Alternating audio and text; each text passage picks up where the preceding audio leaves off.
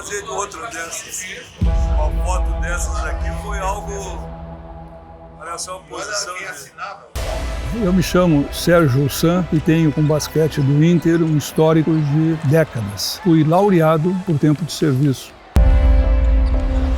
Quando eu joguei no Grêmio, o meu vô muito colorado disse assim: quanto que tu vai pagar pro meu neto? Vou pagar tanto. Eu pago mais pra ele não jogar no teu time, né? Eu sou Rogério Delagnese, conhecido como Pulga. Joguei em 1974 na categoria Infanto Juvenil e em 1982 na categoria adulta do Esporte Clube Internacional. O basquete do nosso tempo lá era muito mais tático. Hoje em dia é na base da força. Meu nome é Carlos Alberto Silveira Tis. No Internacional eu joguei de 69 até 76, quando fechou o departamento de basquete. Depois o Inter reabriu de novo, aí eu voltei para o Internacional.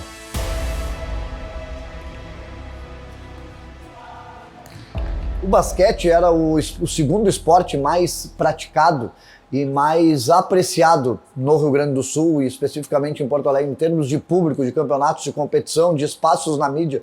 O basquete era o segundo principal esporte do estado e, inclusive, até os anos 70, possuía fartos espaços na mídia, em jornais e transmissões dos jogos também nas emissoras de rádio. Eu guardei muita coisa. Eu não acho que eu tenho muito, eu tenho algumas coisas. Mas eu guardava, eu saía no jornal, se eu não, por acaso, porventura não tivesse lido o jornal naquele dia, alguém me dizia: Tio, saiu uma reportagem sobre... E estão falando lá no time de vocês. Aí eu dava jeito de comprar o jornal ou de conseguir emprestado com alguém. O Inter conquistou o título. Eu vi isso aqui, deixa eu ver se é isso aqui. A equipe colorada, embora a excelência dos seus atletas, onde despontaram Tis, Lawson e Sérgio, e Palpério, que foram muito exigidos. Tem uma que outra partida a gente tinha mais sorte, menos azar e tal. Tem alguma outra aí, mas acho que é isso aí, não. O basquete foi muito forte no Rio Grande do Sul até os anos 70, início dos anos 80. E nesse cenário internacional é até hoje o maior campeão gaúcho da modalidade. O Inter tem 14 títulos estaduais e até hoje essa marca não foi superada. Aí campeão mais jovem, mais jovem. Foi confusão. E aí você disse: não, foi tudo, mano. Ele foi adulto ou foi juvenil de vocês aqui? Aqui, ó. Ele foi adulto, ganhou infantil. Ele é infantil, eu fui adulto. É importante que as novas gerações percebam, né, que faz 40 anos que a última equipe do Internacional de Basquete participou do campeonato e mesmo assim essa instituição e esse clube detém o título de ser o maior ganhador de títulos estaduais da modalidade de basquete. Cada um de nós, a geração antiga, que eram excelentes jogadores, a minha geração, e logo depois, infelizmente, com o encerramento, ficou nisso, ajudou aqueles momentos de glória que o Clube do Povo Internacional conseguiu naquela época. Palpério, Vitor Espingarda, embaixo ali, Cássio e o Cássio e o Heron. Eu sei que é tudo. E ali embaixo tinha o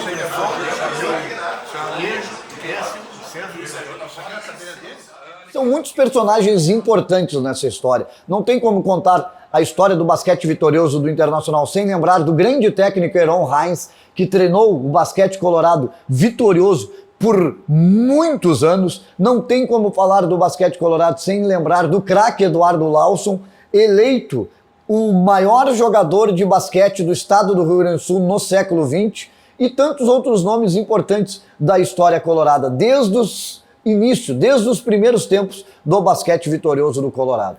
Tinham bons jogadores. Eu vendo jogar como juvenil e infantil, indo aos jogos, ver basquete, eu gostava muito de jogadores assim. Tinha o Tiaraju, Índio de Bem, que depois veio a ser meu concunhado, que jogava no Cruzeiro, no Grêmio, depois foi para o Inter, um ou dois anos antes da gente. Tinha o Paulo Roberto Cebola, que era de Santa Maria, o Lawson, Eduardo Arthur Lawson, um excelente jogador, o Valencinho, os irmãos Valência e Valencinha. Gente muito boa. E me lembro muito da geração antiga, né? Me lembro do nosso treinador, o Heron Heinz, um líder, um pai para os jogadores, rígido, controlador, mas muito amigo, muito bom, um ser marcante na minha vida e creio que de todos é. Aqui um dos grandes nomes do basquete colorado, Madrinha, muitas vezes campeão com a camisa do Inter. O técnico Heron Heinz, homem que tem a história dele totalmente misturada com a história vitoriosa do basquete do Inter, foi treinador do Inter por muitos anos. Aqui vemos uma foto de 1960, após o Inter ser campeão estadual daquele ano, junto com o jogador Antoninho.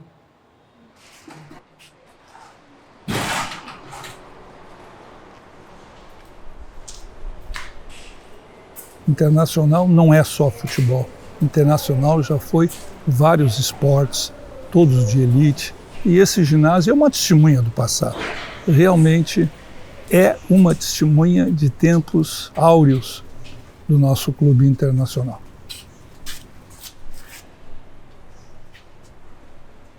É de arrepiar. Imaginar esse ginásio lotado num jogo de basquete. Um barulho ensurdecedor. É só voltar aqui e arrepia. Muito, muito. Momentos maravilhosos foram passados aqui e antes também.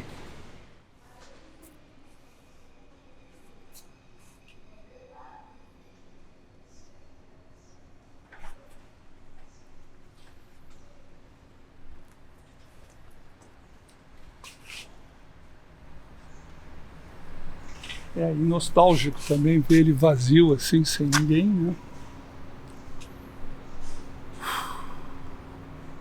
O Inter foi fundado como esporte clube e possuía várias modalidades esportivas desde a sua origem, desde a sua fundação. Por exemplo, em 1918, o Internacional teve a primeira mulher associada ao clube e ela era uma praticante do tênis. O Inter tinha uma quadra de tênis na antiga sede da Chácara dos Eucaliptos. Então, desde os primórdios do clube, sempre foi forte também em outras modalidades esportivas. Com o passar dos anos, as principais modalidades extra-futebol que se destacaram no Internacional foram o atletismo, o futsal e o basquete, que inclusive tinha outro nome na época.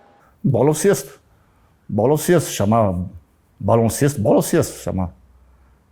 Mas já era basquete também. Mas a maioria falava bola ao cesto. Os mais antigos naquela época falavam bola ao cesto. E o basquete começava a crescer muito no Rio Grande do Sul e em Porto Alegre, especialmente nas décadas de 50 e 60. Antigamente, os jogos aconteciam em quadras de piso de cimento ao ar livre. Aí começaram os ginásios, o ginásio da Sojipa, na Rua Alberto Binhos, depois o Palácio dos Esportes, ginásio do União na Quintino Bocaiúva, já para o final dos anos 60 o ginásio do Petrópolis Tênis Clube, e o público ia em grande número assistir os jogos. E aí o Internacional, com o crescimento do basquete, também começou a ver a necessidade de construir um ginásio de esportes. E aí começa, lá por 69, 70, a campanha para a construção do Gigantinho. Quando eu fui para o Inter em 69, o Inter talvez estivesse pensando em construir o Gigantinho, mas não tinha nem iniciado ainda. Então nós treinávamos nos Eucaliptos. Era uma quadra externa de asfalto, piso, né? E treinávamos ali atrás do gol. Do gol, quem estava na social era o gol à esquerda. E quando chovia, embaixo da social tinha uma meia cancha de basquete, mas tinham 2 tabelas, a gente treinava ali, para não perder o ritmo, né? Essa foto aqui era nos Eucaliptos, embaixo da arquibancada social. Na arquibancada social, dia de chuva a gente tinha que treinar lá embaixo, nesta tabela aqui. Ó. Sensacional! Lá embaixo, e nós treinávamos nos Eucaliptos, na cancha de asfalto. Né? De asfalto ficava atrás do campo de futebol. Atrás do campo de fundo da goleira. Fundo da goleira, na caixa, piso de asfalto. Então imagina os nossos joelhos, tornozelos e coluna, como é que estão. Tênis sem amortecedor, né? Na canchadora e treinando embaixo da arquibancada social. E fomos campeões aí. Olha só, a cor do nível do jogo. E na inauguração do Gigantinho, em 1973, 2 torneios fizeram parte do festival de inauguração. O festival teve banquete festivo, teve festas, teve shows e teve 2 torneios, um torneio de futsal e um torneio de basquete. No torneio de basquete, vieram grandes times do basquete brasileiro da época, como Palmeiras, Flamengo, Vasco, e o Internacional decidiu o título com o Palmeiras no festival de inauguração do Gigantinho. Eu, quando convidado a vir conversar sobre o passado e a minha vida no Inter, Não imaginava onde seria, aí convidado para estar nesse local. A minha entrada foi simples, não imaginei, mas ao chegar aqui recebi um choque muito grande. 10 anos que eu não entro, mais ou menos, nesse local, e a ver o Gigantinho assim, retornei ao passado. Retornei à inauguração, retornei àqueles jogos memoráveis com o ginásio cheio. Não eram centenas, milhares de torcedores, o ginásio lotado, sendo transmitido por TV, por rádio.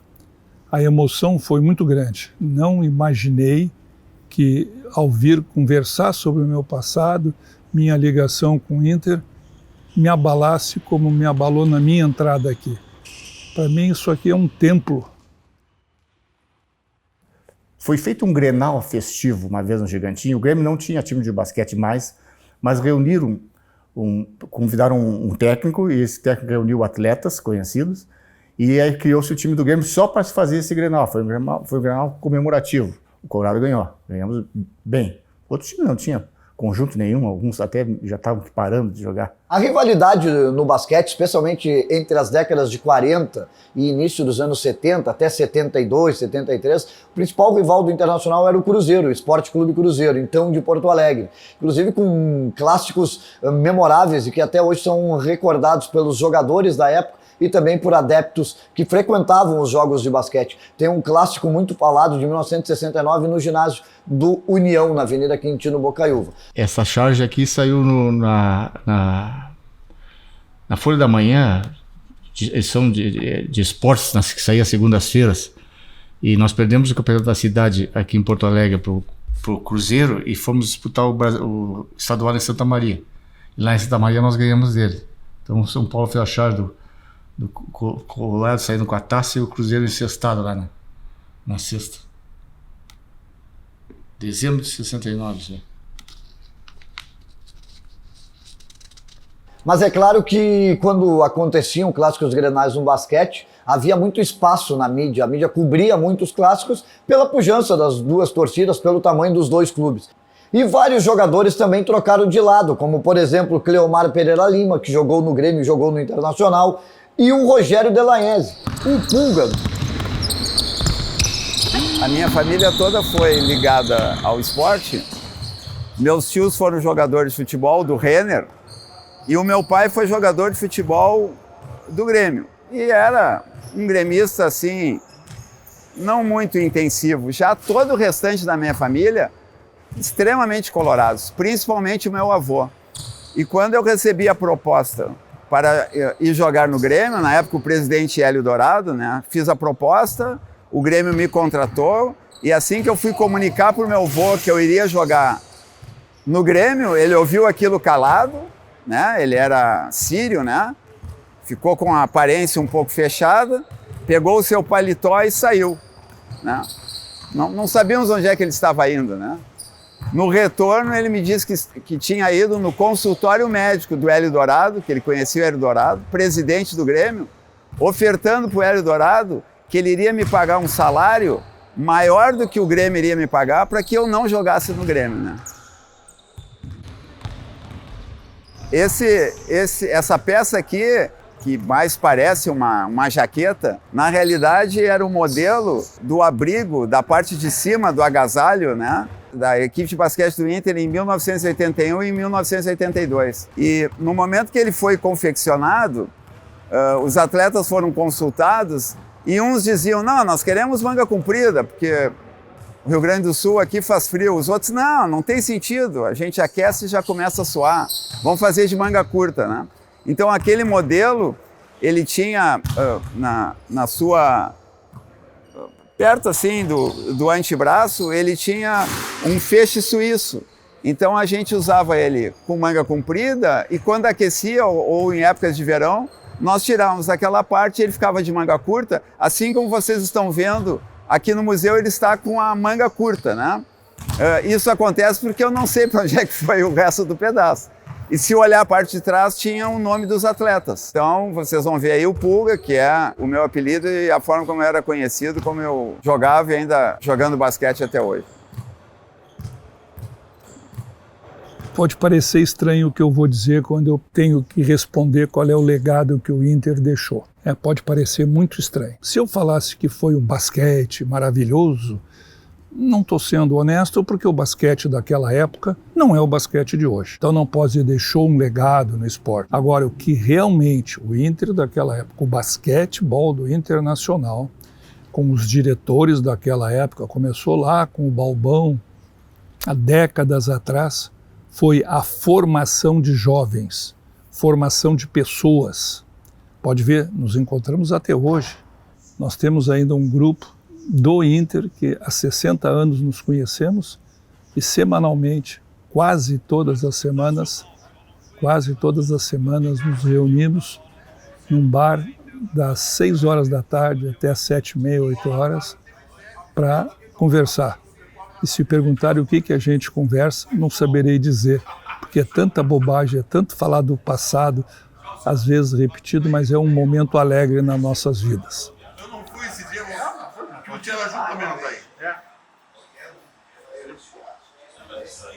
Não, se fez muita amizade, muita amizade. Padrinho de casamento de um do outro, quando um casava, convidava para padrinho, convidava para padrinho de um filho. Foi uma amizade muito grande aquela turminha ali. E continua até hoje. Nós ainda nos reunimos seguido. Eu não sei, vou mudar de assunto totalmente, mas eu vou falar.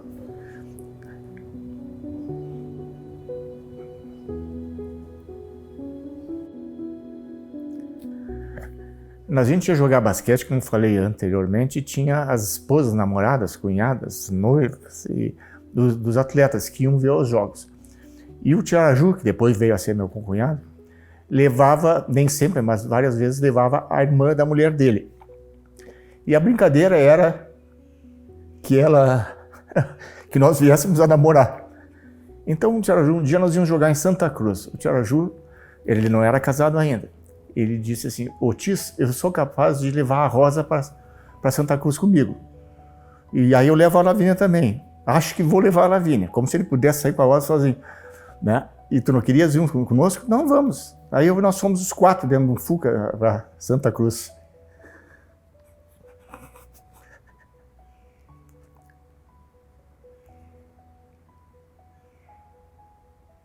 E aí, nessa viagem, tanto na ida quanto na volta, a gente voltou, cantando, nós 2 sentados atrás, os 2 na frente, vinham cantando, brincando e tal.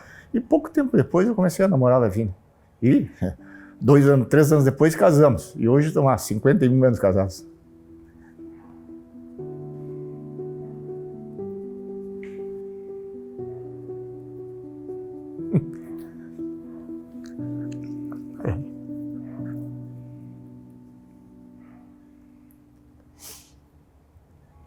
Foi depois de um jogo na Universidade, no ginásio da Brigada Militar ali, que tomamos banho e o Tiaraju disse: olha, a Lavínia está aí hoje na arquibancada.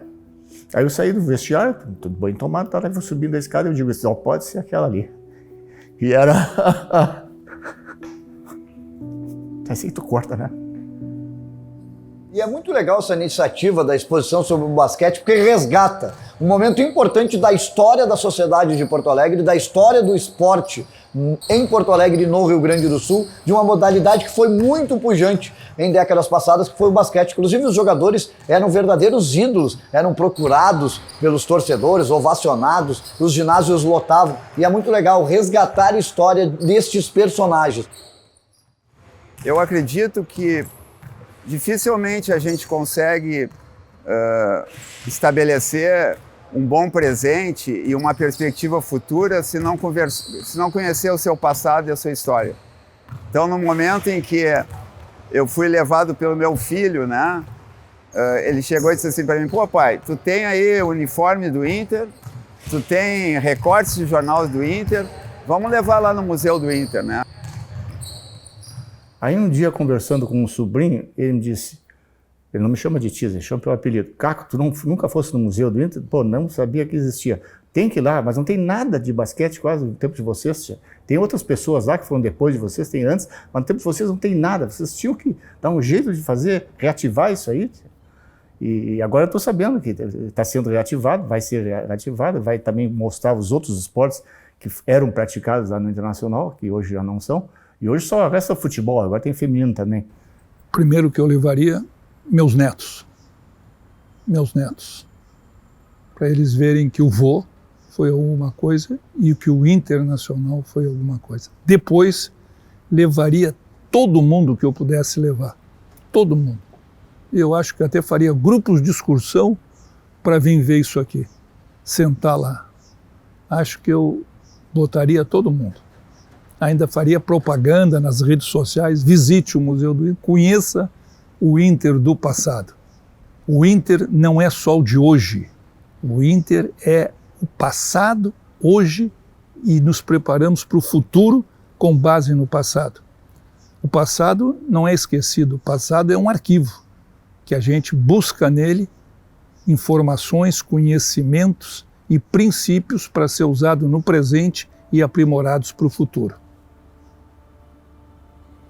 Até eu fui buscar uma coisa muito que pode parecer meio brincadeira, mas me deixou.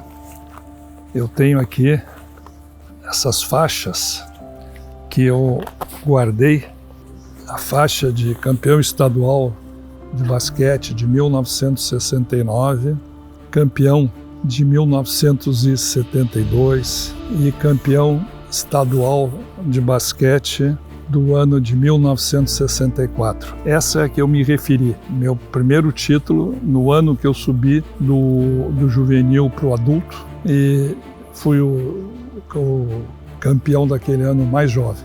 Essa é a que me traz mais recordação. E junto tem as medalhas também desse ano que eu guardo com muito carinho. Pequenas, que parecem uma coisinha de nada, mas esse pequeno metal traz muita coisa para mim.